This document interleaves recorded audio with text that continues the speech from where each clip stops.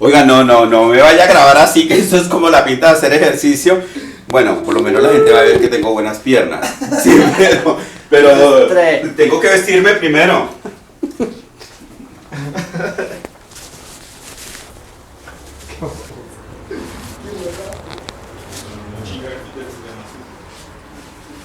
¿Qué se va a poner? No sé. A mí me encanta el azul. Me voy a poner algo azul, yo creo. Espérate. Bueno, podría ser una camisa azul.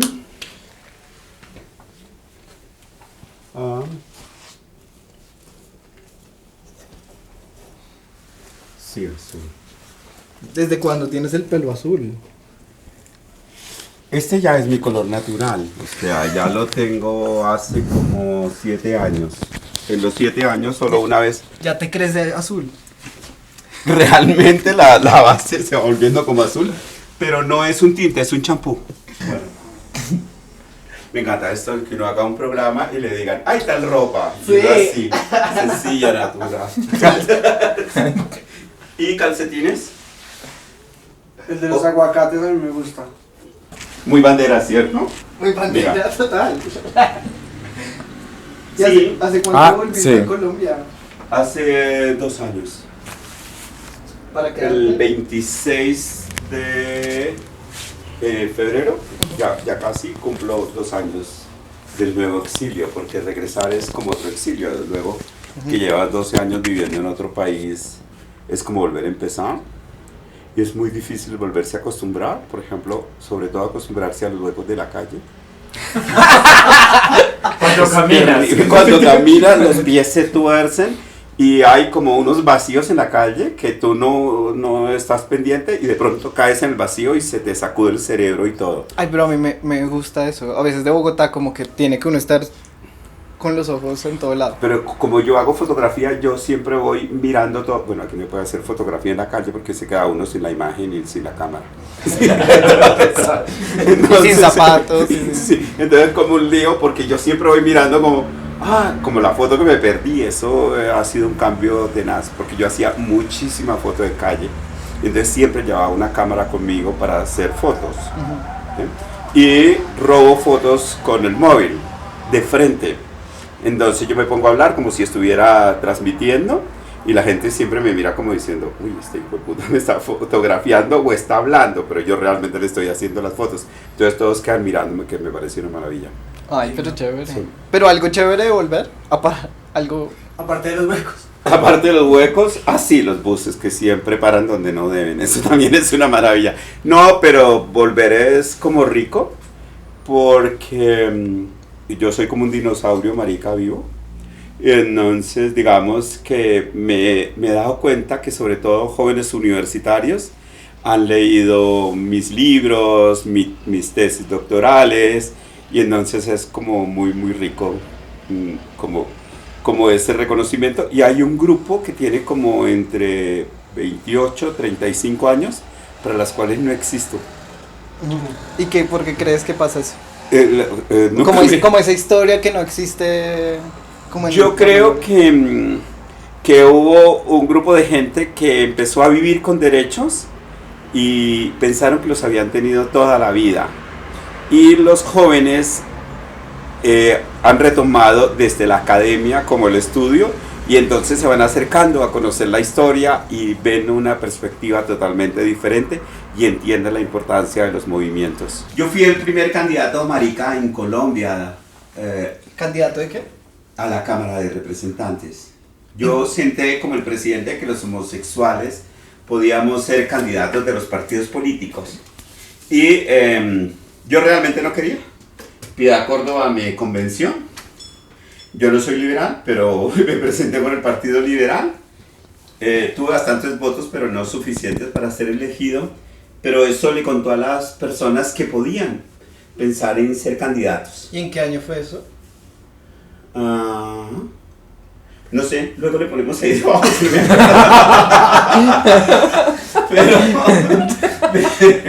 pero ¿qué es yo?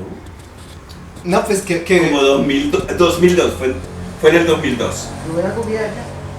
Sí, entonces, digamos que eso tiene su gracia porque luego ya hay gente, tenemos hasta alcaldesas lesbianas, ¿no? Entonces, sí se sentó un precedente importante.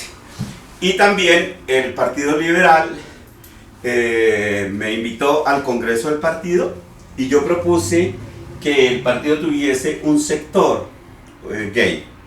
Y entonces... ¿Que el Partido Liberal tuviera sector gay? Sí, el Partido Liberal cambió los estatutos y fue el primer partido en el mundo en tener un sector LGBT con derecho a candidatos con porcentaje. ¿Sí? ¿Y eso todavía existe? O sea, todavía existe, claro. Luego vino el Polo de Rosa y ya otros partidos en el mundo copiaron la idea. Y yo hice una campaña que decía, soy el único candidato que no tiene nada que esconder. Y entonces cuando vienen de CNN a entrevistarme, yo les digo que preparen las luces, que ya abajo, carajo me mamó gallo esto. Entonces, cuando ya tienen todo listo, yo bajo desnudo. Y la periodista de CNN queda verde, yo no lo puedo entrevistar así. Entonces yo le dije que hay que sacar el cartón, como estoy estrenando. Que hay que sacarle el... Espérate.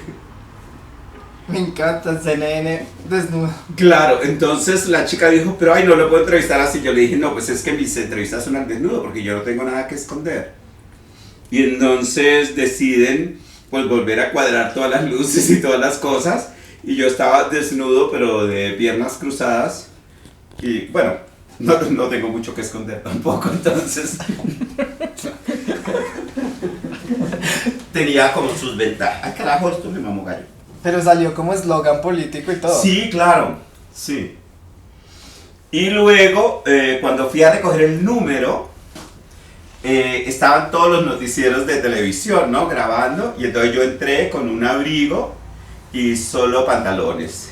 Y entonces, cuando anuncian mi número, yo ya me he bajado los pantalones, estoy con el abrigo y me lo quito y salgo desnudo con una carpeta así, caminando, ¿sí? Y entonces todo el mundo, todos los candidatos viéndome en pelota enfrente. Por supuesto, nadie más salió en la televisión. Entonces, y lo otro que hicimos que era muy particular era que la campaña no se hacía en política, otra vez me mamo gallo, sino se hacía en farándula, porque las notas de farándula eran más largas. Ah, sí. Y no iba a programas políticos, sino de farándula. Entonces los amigos llamaban y me decían, oiga, pero usted no es el candidato homosexual. Y yo les decía, sí, pero no podemos hablar de política. Y entonces enseguida llamaba a otro y decía, pero usted es el número tal. Y yo, sí, ese es el número mío, pero es que no puedo hablar de política. Y todo el tiempo. Y entonces fue buenísimo porque todos los amigos que trabajaban en los medios me invitaban y hacíamos unas notas larguísimas contando que era la campaña. Yo me aburrí muchísimo porque cuando empecé a ir a los barrios me di cuenta que la gente no quiere saber qué piensan los políticos, quieren televisores y sillas. Estando en esa campaña me lanzaron una granada a mi casa y yo decidí seguir trabajando. Y luego sí, yo pensé que iban a parar las amenazas de muerte y no, siguieron.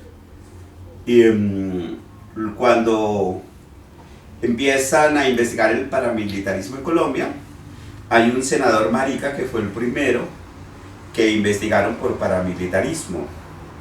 Y él presentó primero que nosotros el proyecto de ley de parejas, que es el senador Araujo. Entonces, yo estaba dando una conferencia en Cali y alguien me pregunta, Manuel, pero si detienen a Araujo, el proyecto de ley de parejas se caería. Y yo le contesté, mira, yo prefiero que el proyecto se caiga a que un asesino me consiga derechos. Pero yo no sabía que el hombre que me estaba preguntando era periodista y estaba grabando. Y entonces lo tenaz fue que, bueno, en la tarde yo ya iba para el aeropuerto en Cali y me llama Pierre Córdoba y me dice, ¿cómo se le ocurre decir eso? ¿Pero qué dije? No, lo de Araujo. Yo, pero si yo no he dado entrevistas de Araujo, mierda, me estaban entrevistando y yo no sabía. Y entonces, como ahora, que le vulneran a uno los derechos. Entonces,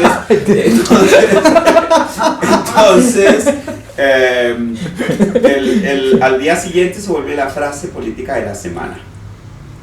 Y en la tarde me llaman y amenazan de muerte a mi familia, y era la primera vez, y esa es la razón por la que decido exiliarme.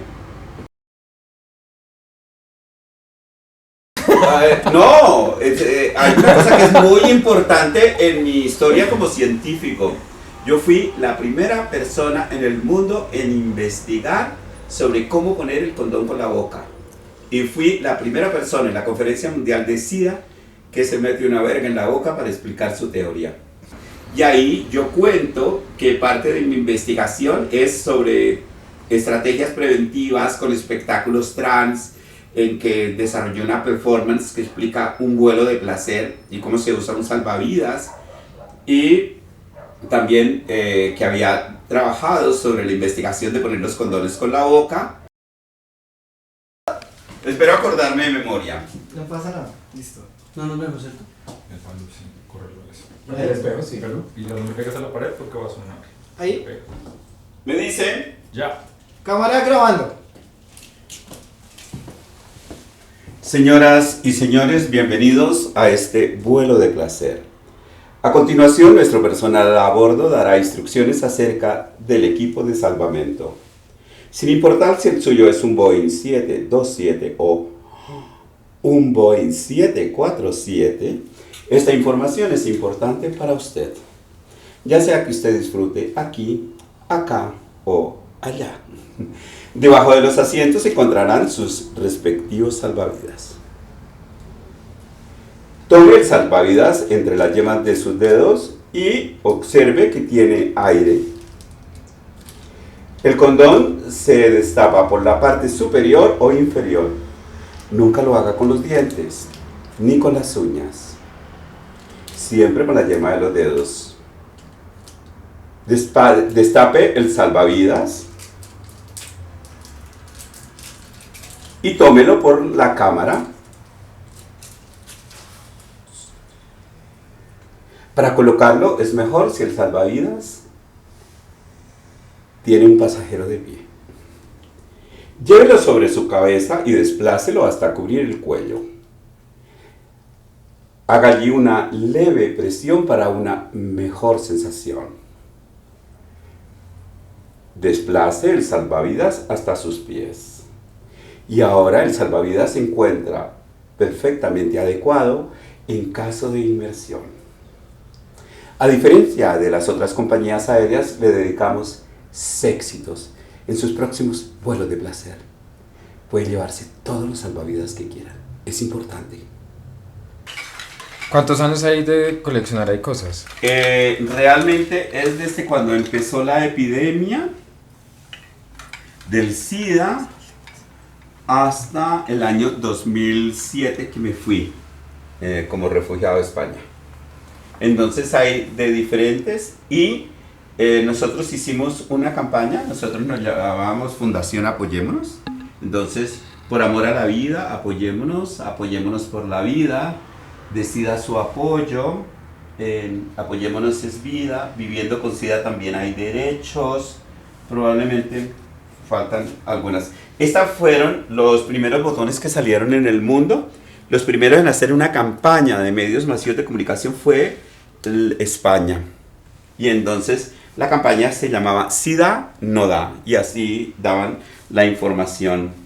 Estos botones son una campaña de ACT UP. Esta es de 1983. Diversidad es nuestra fuerza, liberación es nuestra lucha. Y así hay como de diferentes lugares. Amo la vida, uso condón, es de los nuestros. Yo apoyo, tú apoyas, apoyémonos, es hora de actuar. ¿Cuál es tu favorito? Este a mí me encanta, que es ACT UP, silencio igual muerte, que yo creo que es una campaña súper fuerte que todavía se está utilizando. Estos son de Londres, de Lighthouse. Es un edificio de 12 pisos trabajando en prevención del SIDA. Hay de ACT UP, debo tener diferentes en diferentes idiomas. Bueno, y este me encanta porque porque este es muy artesanal, ¿cierto? Entonces hicieron la bandera pegando los pedacitos. Me parece bellísimo que una organización se ponga en el trabajo de hacer botones a mano porque no tienen la tecnología o los recursos para hacerlo. Y así hay de diferentes lugares, ¿no? Esto es de esta misma campaña española. Besarse y abrazarse no da sida. Sí. Ay, pongámosle a dar vueltas que esto es divino. Entonces, sí. Espacio. Aquí hay uno que me gusta. Este de Horse Against War. Ah. Sí, cuando uno los mira con detalles son bellísimos. Este es lindo también. Sí.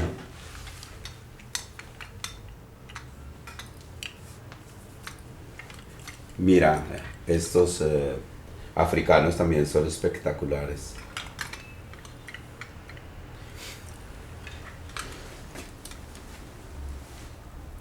Pues están todos los de la campaña española, ¿no? También. Y esto me encanta. Porque, bueno, se supone que mamarlo es seguro, pero el lío es que a veces no hay a quién.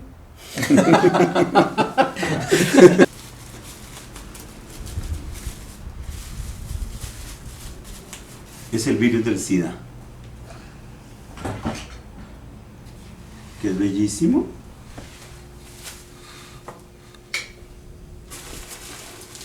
Esto es de otra obra en que una chica, la investigación etnográfica me dice que ella reconoce los penes y sabe si está enfermo, si está sano, ¿sí? Si se protege. Y entonces estos eran los medicamentos del SIDA hace 15 años, tal vez un poco más, que eran enormes y se tomaban cantidades. Y entonces esta pieza es el pene enfermo, ¿sí? Y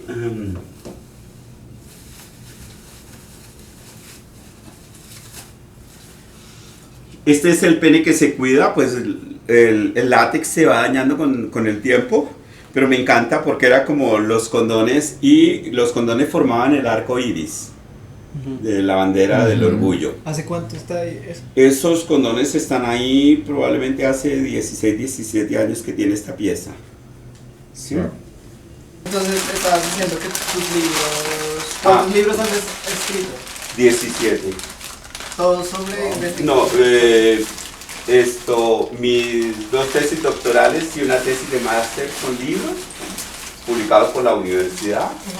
Y he escrito libros sobre homosexualidad, sobre investigación y tengo 3 libros sobre poesía. ¿Y están libres? De libre acceso. Los de poesía todavía no, pero yo hice un convenio con la editorial de tal manera que la gente cuando busque en internet puede visitar el máximo número de páginas que se pueden mostrar para que la gente lea los poemas. Y mis libros de poesía son muy particulares porque son fotopoemarios. Ok. Sí. ¿Y con alguna editorial? Es una editorial norteamericana que se llama Lulu. Y la ventaja es que lo pueden comprar en cualquier lugar del mundo. O sea, si tú entras a Amazon lo encuentras en distintos, ¿no? Y ellos trabajan sobre pedido. Entonces, tú pides el libro y te lo imprimen y te lo mandan en 5 días. Ah, muy bien. Sí. Muy rápido. O sea que te llega fresca la poesía. Ya no más, ¿no? Ya. Sí, digo que ya estamos bien. Sí, está